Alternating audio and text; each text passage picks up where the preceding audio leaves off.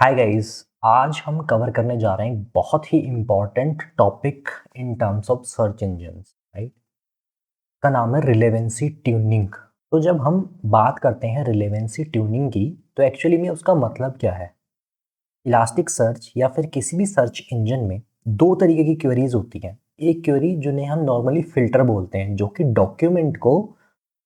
Document हमारे search के criteria में आएगा या नहीं आएगा उसको देखने के लिए डिसाइड होती है। सेकंड क्वेरी होती हैं जिनसे मैच या नो मैच तो पता करना ही होता है, बट उस क्वेरी का एक और काम होता है कि कितने अच्छे से मैच कर रही होती है, राइट। जैसे अगर मैंने बात की कि मान लो एक प्रोडक्ट टाइप की इंडेक्स है जिसके अंदर प्राइस नाम का एक फील्ड है। तो अगर मैंने लिखा कि मुझे वो सारे डॉक्यूमेंट्स चाहिए जिनका प्राइस 10 रुपीज़ है, राइट। तो सबका प्राइस 10 रुपीज़ वाले हैं, वो डायरेक्ट आ जाएंगे। उनमें से कोई भी किसी से बेटर मैच या किसी से नीचे मैच नहीं है, राइट। वो सब 10 है। बट जब मैंने लिखा कि मुझे चाहिए mains T shirts grey colour, या फिर ऐसी मैंने कोई बड़ी सी क्वेरी लिखी, तो बहुत सारी चीज़ें फैक्टर में आ जाती हैं उस डॉक्यूमेंट जो रिजल्टेंट डॉक्यूमेंट्स आते हैं उनकी स्कोरिंग में। इलास्टिक सर्च डॉक्यूमेंट को स्कोर करने के लिए तीन चीज़ें फॉलो करता है। पहली चीज़ होती है बुलियन मॉडल। बुलियन मतलब जैसे बुलियन वेरिएबल की वैल्यू होती है ना, true false. First boolean model के जरिए वो आइडेंटिफाई करता है कि कौन सा डॉक्यूमेंट आपकी क्वेरी रिजल्ट सेट में आना चाहिए प्रॉपर क्वेरी के लिए और कौन सा नहीं आना चाहिए। उसके बाद आता है TF-IDF। TF-IDF क्या होता है? Term frequency inverse document frequency. ये एक मॉडल का नाम है। जो TF और IDF क्या होते हैं वो अब हम बाद में देखेंगे, बट TF-IDF के बेसिस पे ये देखा जाता है कि उस क्वेरी में कौन से वर्ड्स इंपॉर्टेंट हैं, राइट। उसके बेसिस पे स्कोरिंग दी जाती है। थर्ड चीज होती है vector space model. Vector space model का मतलब क्या है कि अगर एक क्वेरी में बहुत सारे टर्म्स हैं तो वो किसी डॉक्यूमेंट से कितना मैच हो रहा है। मतलब अगर दो डॉक्यूमेंट से हमारी क्वेरी मैच हुई है तो उनको जो कंपेयर किया जाता है ना, कौन बेटर मैच है, वो वेक्टर स्पेस मॉडल में किया जाता है। तो पहले हम बेसिक डिस्कस करते हैं कि टीएफ जो बाय डिफॉल्ट जो रिलेवेंसी होती है उसमें तीन चीजें बहुत इंपॉर्टेंट है। अदर फैक्टर्स भी हैं, बट तीन चीजें बहुत इंपॉर्टेंट है। TF-IDF और फील्ड लेंथ। TF क्या होता है? TF होता है term frequency. Elastic word title में कितनी बार आया है ये हुई उसकी टर्म फ्रीक्वेंसी। इसी तरीके से अगर मैंने यहाँ पे लिखा होता, जैसे यहाँ पे सर्च है, समरी के अंदर सर्च की कितनी टर्म फ्रीक्वेंसी है। देखो सर्च एक बार यहाँ आया है और एक बार यहाँ आया है, तो दो और एक बार यहाँ आया, तो तीन टर्म फ्रीक्वेंसी हो गई। ये हो गई term frequency. Inverse document frequency क्या होती है? इनवर्स डॉक्यूमेंट फ्रीक्वेंसी ये होती है टोटल इतने नंबर ऑफ डॉक्यूमेंट्स में वो वर्ड है। तो जितने ज़्यादा डॉक्यूमेंट्स में वो वर्ड होगा उसका मतलब वो एक बहुत ही नॉर्मल सा वर्ड है, तो कहीं भी आ सकता है। तो जितना ज़्यादा नॉर्मल वर्ड होगा उसकी स्कोरिंग उतनी कम की जाती है, राइट। उसके बाद है फील्ड लेंथ। फील्ड लेंथ का फैक्टर होता है कि ये इंट्यूटिव है कि छोटे फील्ड के अंदर कोई मैच हो रहा है तो वो मोर इंपॉर्टेंट है देन जो लार्जर फील्ड के अंदर मैच हो रहा है। जैसे अगर मैंने कोई चीज़ सर्च, कोई मान लो सर्च किया, तो वो टाइटल में उसको ज़्यादा बूस्टिंग मिलेगी रदर देन अगर वो समरी में मैच होता है। तो ये तीन चीज़ें इंपॉर्टेंट ध्यान में देने लायक है डिफॉल्ट स्कोरिंग में, बाय डिफॉल्ट जो स्कोरिंग होती है उसमें। तो ये तो बैकग्राउंड हो गया कि बाय डिफॉल्ट जो स्कोरिंग चलती है वो कैसे होती है। अब हम कुछ क्वेरीज देखते हैं स्कोरिंग वाली, जिनसे हम अपने डॉक्यूमेंट के स्कोर को मॉडिफाई या फिर अपनी रिक्वायरमेंट के बेसिस पे इन्फ्लुएंस करने की कोशिश करते हैं। तो मैंने क्या किया, मैंने एक बुक DB नाम से एक इंडेक्स क्रिएट की है जिसके अंदर मैंने सिर्फ दो ही डॉक्यूमेंट डाले हैं। एक टाइटल इलास्टिकसर्च की बुक के बारे में और उसका डिस्क्रिप्शन है, एक टाइटल सोलर की बुक के बारे में जो कि सेम एज सर्च इंजन है उसकी डिस्क्रिप्शन के बारे में मैंने ये रख लिया।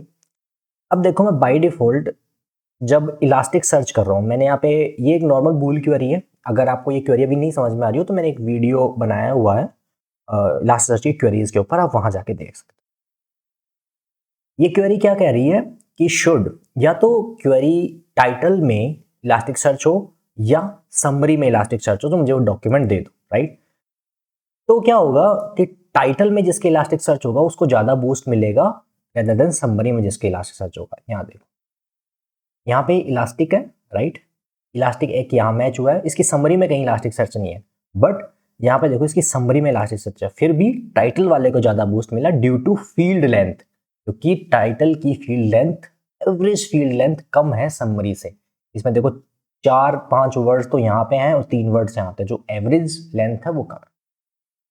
ठीक है, अब हम एक सेकंड क्वेरी की बात करते हैं। सबसे बेसिक रिलेवेंसी ट्यूनिंग में आती है बूस्टिंग, कि हम अपने काम के फील्ड को बूस्ट कर देते हैं। जैसे अब आपने ऊपर देखा कि टाइटल में जब मैच हो रहा है तो उसको ज़्यादा स्कोर मिल रहा है, तो मैं क्या चाहता हूँ, मैं इस चीज़ को रिवर्स करना चाहता हूँ। मैं चाहता हूँ कि डिस्क्रिप्शन में अगर मिले तो मुझे डॉक्यूमेंट ऊपर चाहिए। तो मैंने क्या किया, जहाँ पे समरी थी मैंने उसको बूस्ट कर दिया 2 से। इसका ये मतलब नहीं होता है कि मैं समरी में जहां भी मिलेगा उसको 2 का स्कोर मिल जाएगा। स्कोर जो होता है, जो आप यहाँ पे बूस्ट देते हो, वो कई नॉर्मलाइजेशन फैक्टर से गुजर के फिर एंड स्कोर चलता है, और भी बहुत सारे फैक्टर होते हैं उसमें। बट हाँ, हमने ये बता दिया है कि टाइटल से ट्वाइस इंपॉर्टेंट हमारी समरी है। तो अब देखो, जब मैं इसको हिट करूंगा तो मेरा ये आ जाएगा, जिसमें समरी में इलास्टिक सर्च था वो ऊपर आ गया।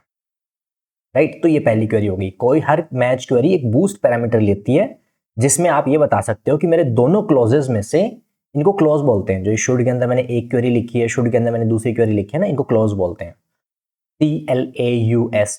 ये कितना इंपॉर्टेंट है, पहली क्वेरी हमारी ये होगी। दूसरी एक क्वेरी ये भी अप्लाई करते हैं कि इसको बोलते हैं बूस्टिंग क्वेरी बोलते हैं बेसिकली। इसमें क्या बोलते हैं, हम एक पॉजिटिव क्वेरी तो देते ही देते हैं, एक नेगेटिव क्वेरी भी दे देते हैं। जैसे कि कैसी चीज़ें हो सकती है उसके अंदर। अब मान लो कि मेरा ये डिफ़ॉल्ट बिहेवियर था कि मैं जैसे ही इलास्टिक सर्च कर रहा हूँ मेरी सोलर की बुक ऊपर आ रही है, बट मुझे ऐसा पता है कि इलास्टिक और सोलर सर्च इंजन है, तो ऐसा हो सकता है कि सोलर की बुक रिजल्ट में ऊपर आए। तो मैंने क्या किया, मैंने ढूंढा तो इलास्टिक सर्च ये सेम क्वेरी है जिससे ऊपर रिजल्ट आ रहा था, बट मैंने नेगेटिव बूस्टिंग क्वेरी बोल दी। नेगेटिव बूस्टिंग क्वेरी क्या करेगी, वो सारे टाइटल ढूंढेगी जिनमें सोलर है, क्योंकि मुझे पता है कि अगर कोई चीज सोलर के बारे में है तो वो बाय डिफॉल्ट इलास्टिक सर्च के बारे में नहीं हो सकती। मैंने उसका स्कोर 0.5 कर दिया, मतलब कि जितने भी डॉक्यूमेंट मेरे सोलर जिनके टाइटल में है, जो ऊपर वाली क्वेरी से आए हैं, उनका स्कोर हाफ कर दो।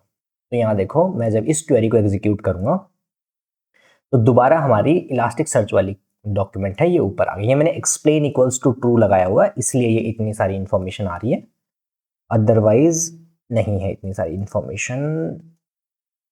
ये हम हटा देते हैं। राइट, इलास्टिक सर्च दोबारा ऊपर आ गया। ठीक है,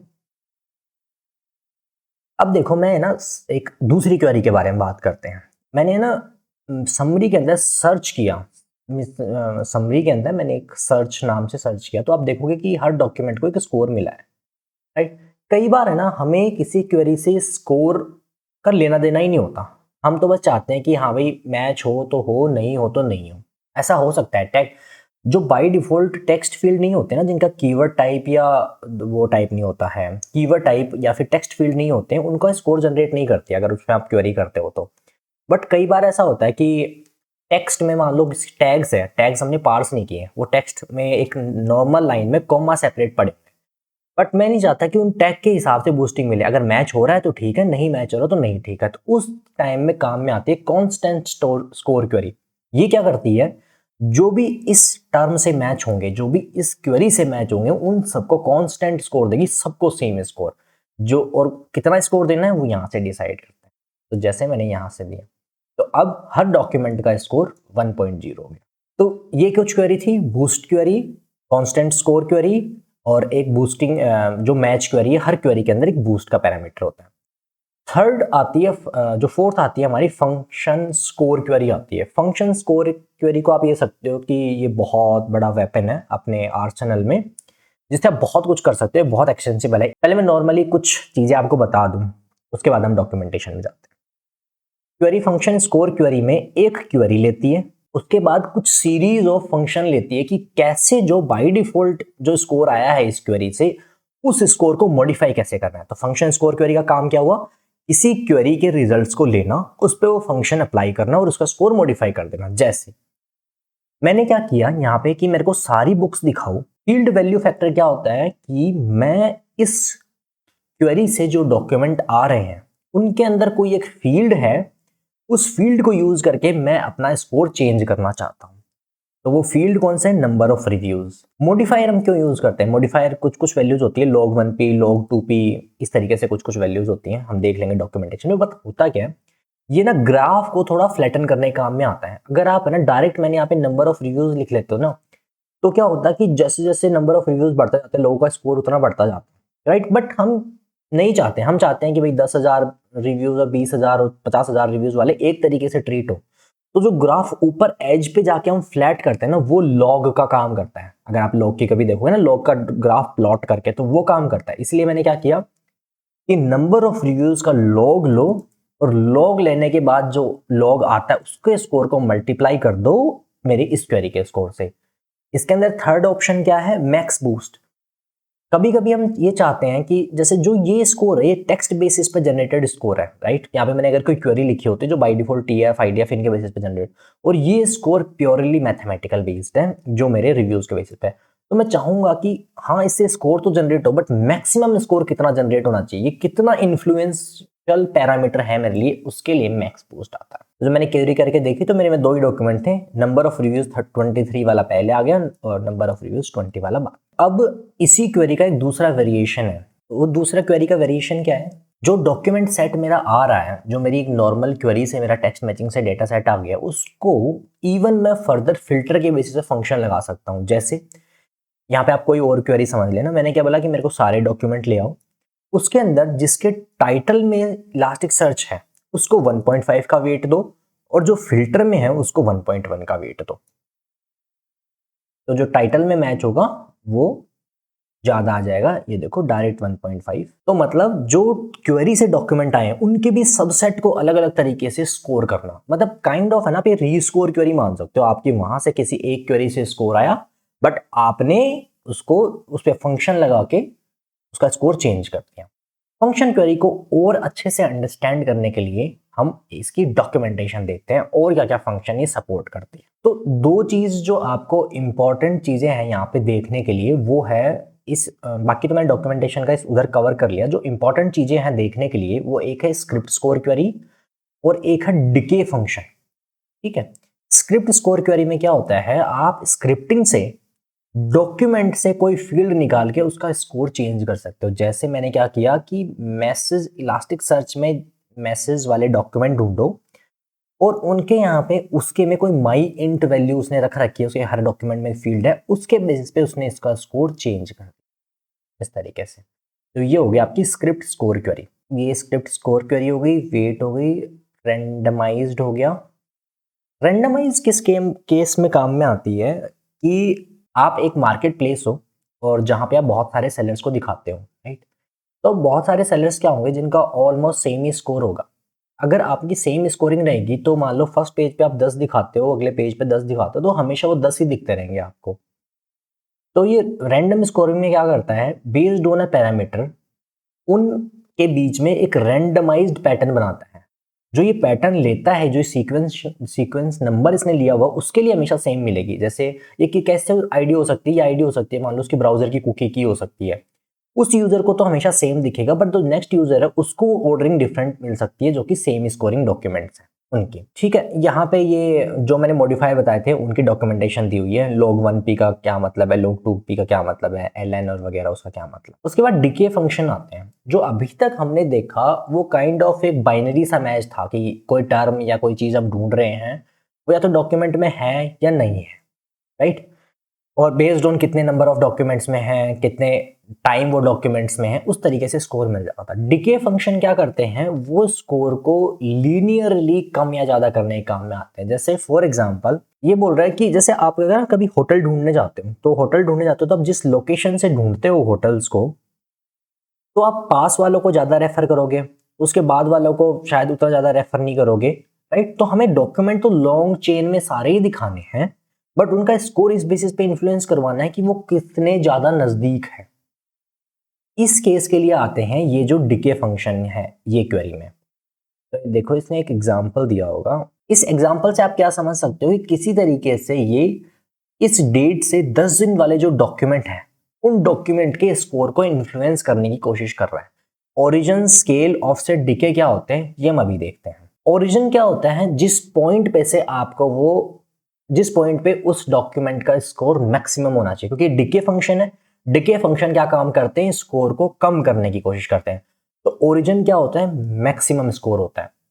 ऑफसेट क्या होता है, ऑफसेट ओरिजिन को थोड़ा सा रिलैक्स करने का काम किया जाता है। ऑफसेट ओरिजिन, क्योंकि ओरिजिन तो एक पॉइंट हो गया, उस पॉइंट से अगर आप पॉइंट 1 भी इधर आए, पॉइंट 2 इधर आए, तो भी वो स्कोर दूसरा हो जाएगा चेंज।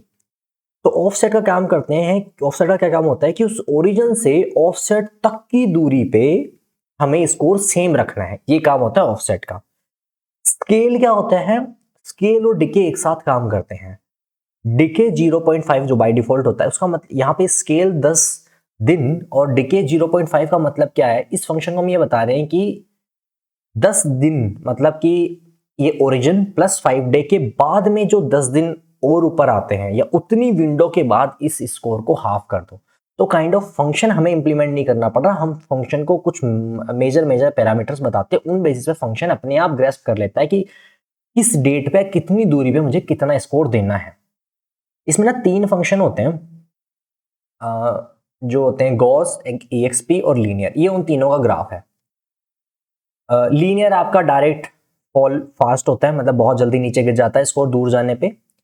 एक्सपोनेंशियल क्या होता है कि पहले जल्दी गिरता है, जैसे आप ये ब्लू वाली लाइन देख रहे हो, पहले जल्दी गिरता है, फिर स्लोली स्लोली आगे जाके वो ज्यादा दूरी पर स्लोली स्लोली गिरता है। गॉस का क्या काम है, ये बेल की तरह शेप में होता है, पहले धीरे गिरता है स्कोर, उसके बाद एकदम से नीचे गिरता है और फिर इधर गिरता है। तो बेस्ड ऑन आपके एप्लीकेशन की क्या रिक्वायरमेंट है, आप कितनी जल्दी स्कोर को इन्फ्लुएंस करना चाहते हो, कितनी जल्दी स्कोर को निगेट करना चाहते हो, उस पर डिपेंड करेगा। तो गाइज ये थी आपकी फंक्शन स्कोर क्वेरी।